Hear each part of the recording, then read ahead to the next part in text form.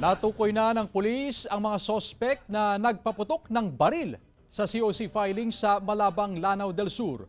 Nakatutok si James Paulo Yap ng GMA Regional TV 1 Mindanao.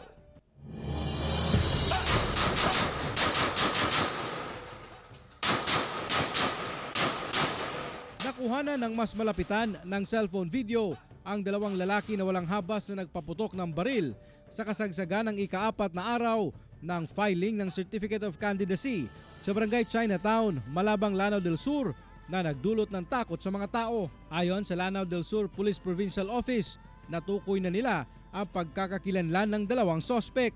Nag-hot pursuit naman.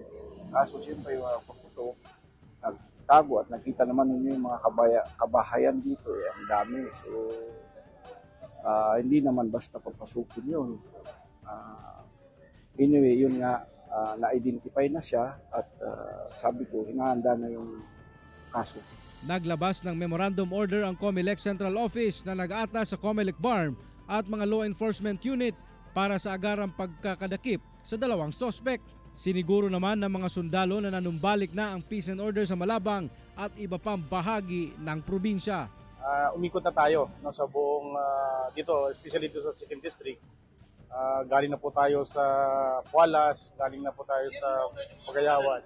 At normal yung pag-file ng certificate of candidacy ng mga aspirant doon. Mula sa GMA Regional TV 1 Mindanao, James Paulo Yap, nagbabalita para sa GMA Integrated News.